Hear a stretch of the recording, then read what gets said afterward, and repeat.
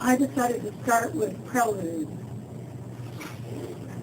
Prelude, an entrance to the interlude, beginning at the end of any age one knows better.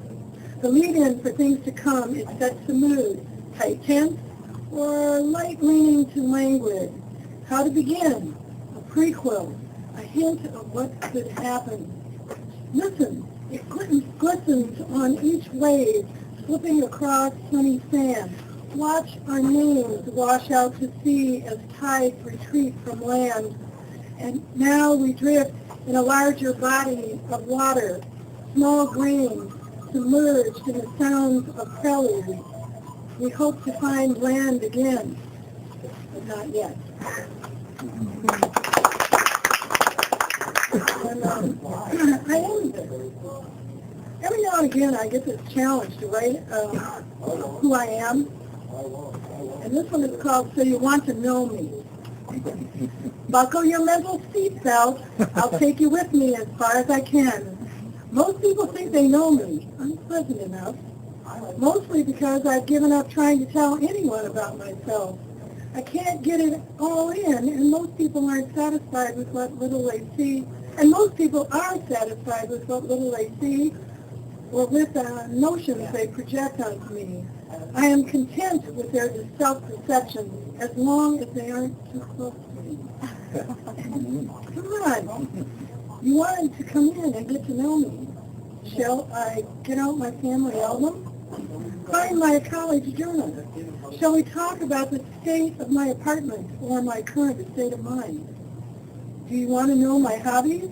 Are you probing for my deepest secrets? What makes you think? I'll tell you. What makes me tick? What makes you think I know? I do know 2 or 3 things that drive me. Curiosity, the second is delight, and a kind of driving persistence to perfect things, a constant calibrating of words and experiences. And then there is the fact that I hardly ever sit still. And I can let that. I found while I was digging around in something recently, a little notebook that I kept by my meditation cushion. And since I had the segue of never sitting still, I think this is an interesting series. And it was written between July of 2004 and November of 2005, but there aren't many. War within, war without, honor or a thought to tease. Stillness in the water, in the bottle, by the meditation cushion. Yet the mind wanders off in 100 ways from now, trying to float above the angers and the fears, busying itself with all there is to do. The flute player reminds me there is only one now, and it is now. I wanted to escape now, float off on a thought or two, and not return for hours. I don't want to watch self-doubt parade my past problems, mistakes before me. I can't push them all away. They're all crowding in on me. My eyes are grainy, swollen and dry. I did not sleep well. I am not sleeping well. I might wake up and see myself if I'm not careful. The noise outside the window grows silent. If only my thoughts could hear this and learn. Watering plants and setting the days, life intent. I settle on the blue cushion with flute music, ignite the fires, and watch the light and shadows flicker with the flame's movement. I think that is how spirit looks in matter, flickers of alternating light and dark from the flame within.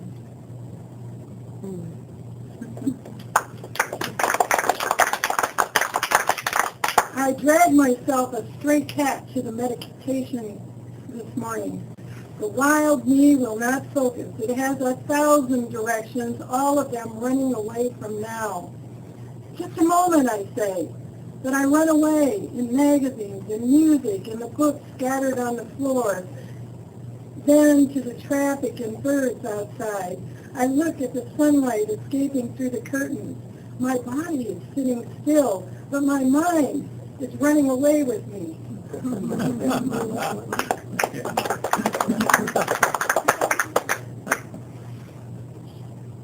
What Mack truck struck during the night?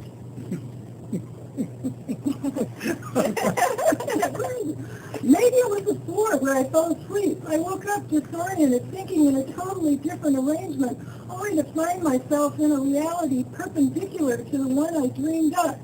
And now I am avoidant. What I do causes me pain and little pleasure, but I persist. I cannot progress without putting in time, energy, effort to move, to change, to create that right-angled reality I dream when I let this one go.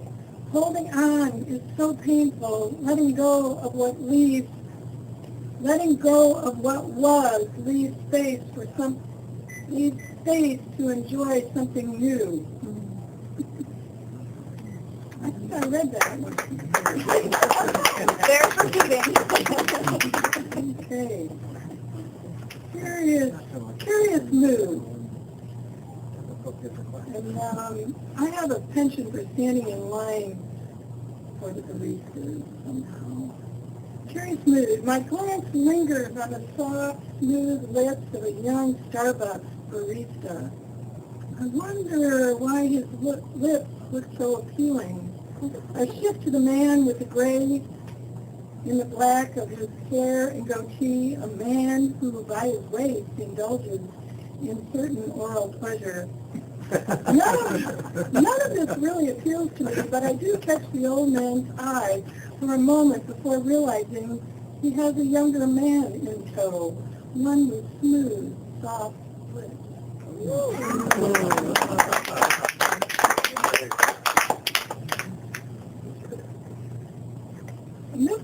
I never have gotten this series together, but this is clothes on the line too. Today's laundry flips in sunny breeze. No glad-handing shirts slap at my back as I pass through the line. The two pair of socks forget last week's tarantella. Their steps are sedate. Pastel pants hum a tune they find in the wind in front of the lolling towels, all hang in a dance of air without so much as a nod in my direction. That is not the one I intended. The 33rd Stone. I read this, I think, one of the first times I ever read a Maui poet. And I think you'll recognize this. It happened in April 2007. This is about an event then. I wondered if someone would place it on the pile of 32 stones sitting there among the many candles lit. A young woman did place it there with the rest. There were indeed 33 lost that day.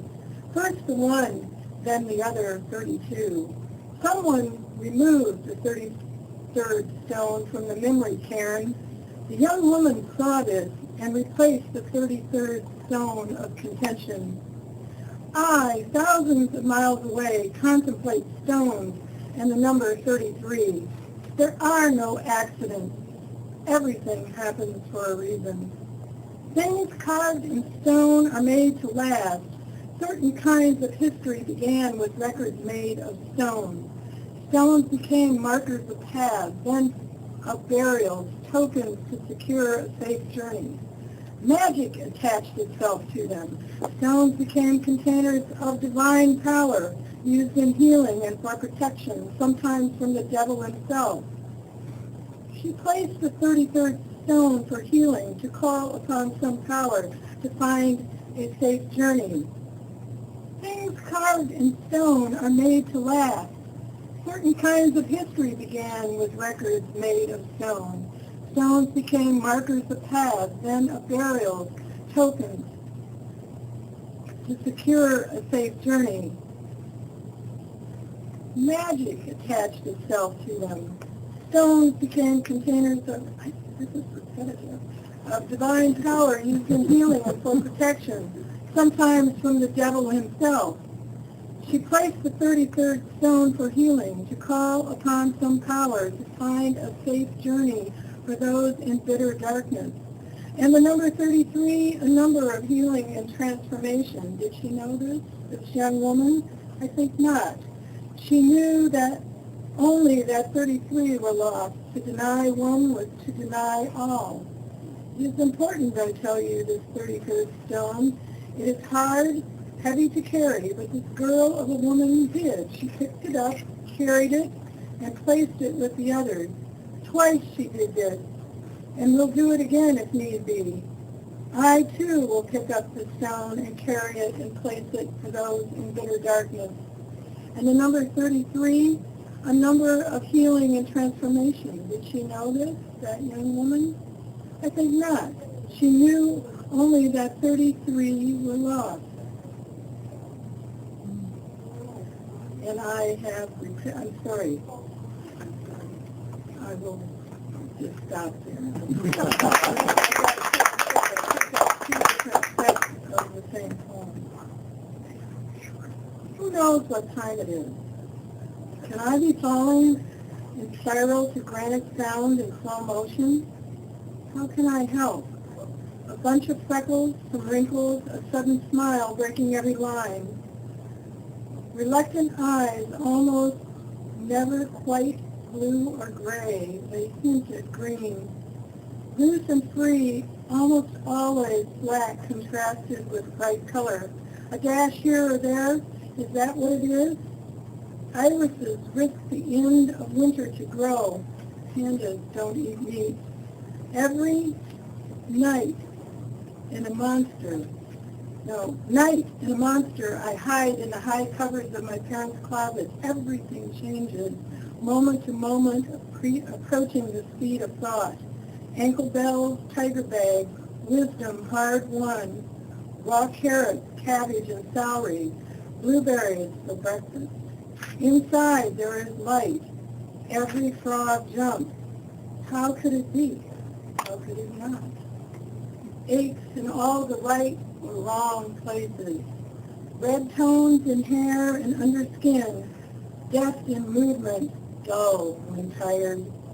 Tapes, tangled sheets, tight bindings on old books. Can I be green today? Old woman smiles like heart rhymes with fart. Children are ruthless with small truths. East Indian food, well spiced in hot cups of chai. Miracle Grow the first of every month. Water the plants Tuesdays and Saturdays. Any time is now, but I always forget. Never another time, only now.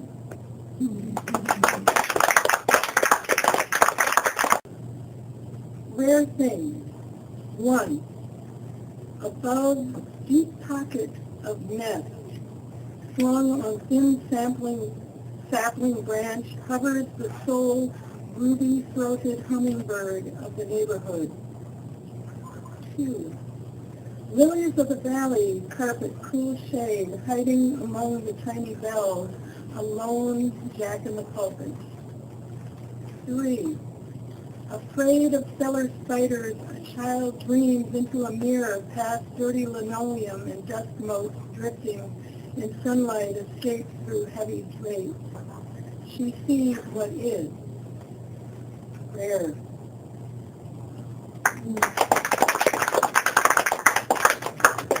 Buddy. What were the chances, Francis?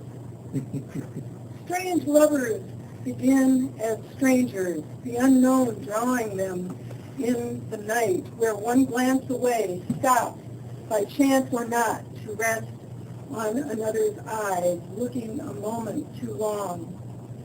Music fades, then cues, violins rising, again inviting one exciting dance away, igniting what waited years inside for that careless, glancing spark. Blue eyes croon those many stranger nights.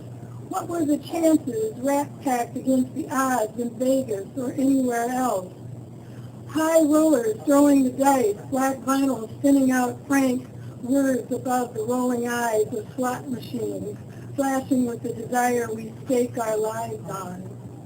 His song held a winning pair, but we know the house odds. So does the chairman of the board, beating out those syncopated knives.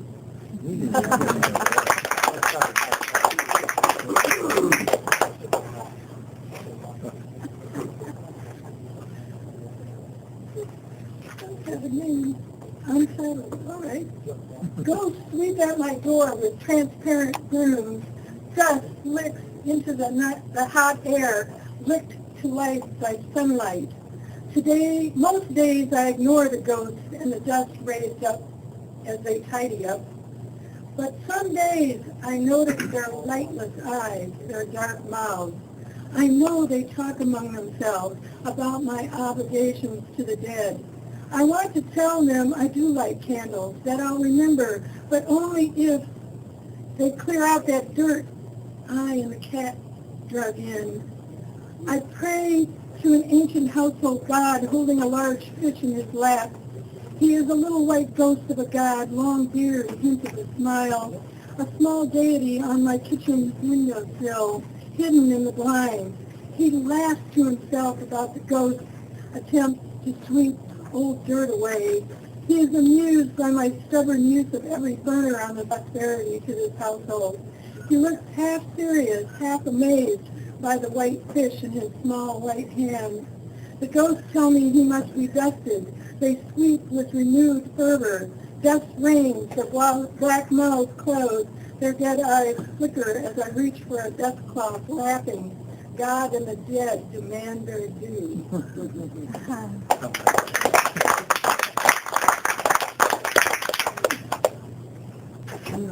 Note to my eulogy. I forget what's important, so tell folks I was here briefly touching some part of their lives. You know, hand on the trigger of their thoughts, a momentary, very casual contemplation of a rose suckling spring's honeybee. Mention I never met the same air twice. At least this is what I once argued to a stubborn geographer as we spoke about the apparent nothing between the toaster and the wall. Remember my Cheshire smile, the one that flares up like wildfire in a drought. Lie a bit. Tell them my favorite pastime when alone was skipping rocks at any of the local lakes. That I did this for hours on end just to watch the stones break surface tension, to see the patterns sent out in small waves that were too soon lost in the greater weight of the lake. Tell them I ate, follow this up with something about me that is undeniably me. No one will doubt it. She supported her books with any available cash. She joked they filled her bed when lovers did not. Tell them I ate pomegranates before they became antioxidants and fashionable. That I marveled at the time it took to eat them. Say that I loved the taste of fresh strawberries tarting spring and summer. That I said the grapes were especially sweet this year. Remind friends they will sorely miss those pumpkin walnut chocolate chip cookies. Tell them, even though I am departed from their sight, they should know that chai is well-spiced, hot, and never-ending, not to mention having 0 calories wherever I am now.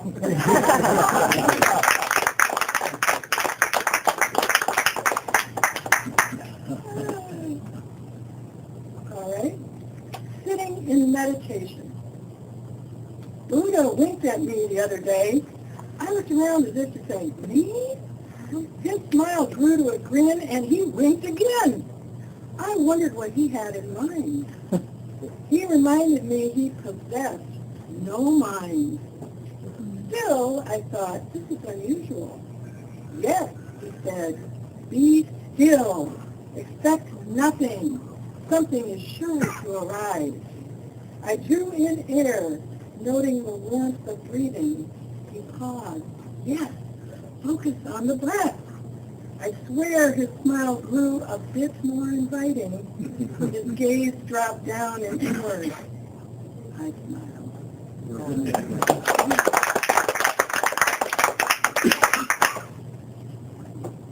This is untitled, and it's called Poem Fragment. I guess if it has a name, it's called Poem Fragment.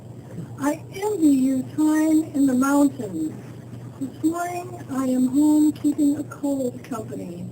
Everything seems heavy and far away. I feel like myself as a child at the center point of the teeter-totter, not knowing if I'm going to push up or down. I'd much rather be sorting the qualities of mountain life. Light.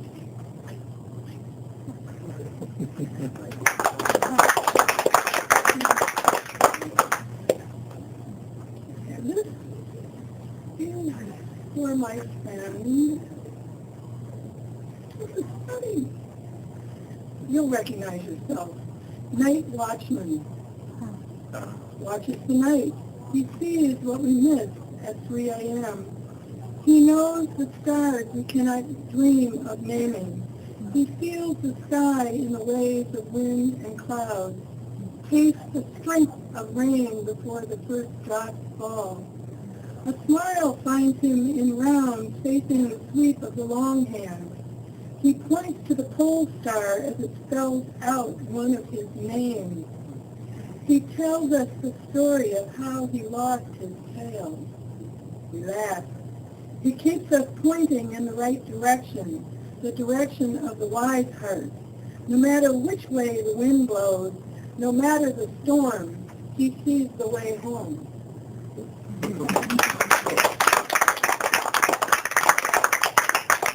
On the occasion of my father's 80th birthday, does a daisy smile through the night, or does she take the night off? Why do weeds throw down such deep and stubborn roots? Who listens to the weeping laughter of the wind? Is there anything more precious than the hand of a child trusting in yours?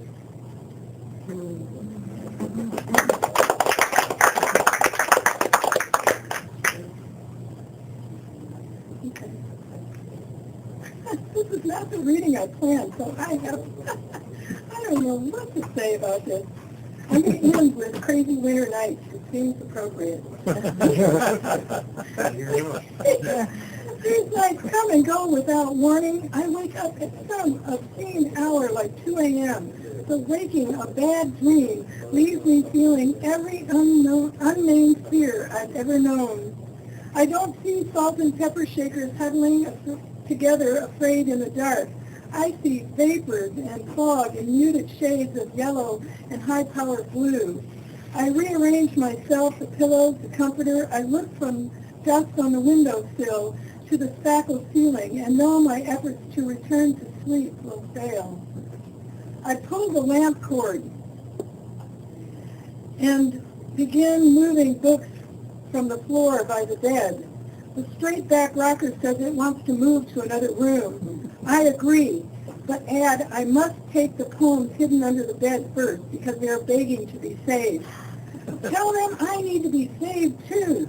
I write them to save myself. The poems say, we can save each other. All we need is a fast getaway car. I say, a car is too hard to drive into a second-story apartment. They tell me, don't worry, just find a fast one that will fit through the front door. None of this seems odd to me. I keep stacking books on the bed. The books are clamoring for attention. Read me. No, read me. No, me. So many, and only me. Hundreds of them. Used, new, some still in wrappers. The books tell me the chair is off its rocker. The poems are lonely and only want to go along with the chair so they aren't left behind. The volumes stacked waist high say they can keep me company for the rest of my life. I tell them I need a little rest and a little more space in my bedroom. Morning news breaks into the conversation. I hear something about workers ferrying between Sudan and Egypt detoured to the River Styx. A reporter is interviewing Kiran, who is saying his boat cannot handle the extra passengers. I kiss my prayer beads and begin a chant for all sleepless dreamers. And thank you. This really wasn't the reading.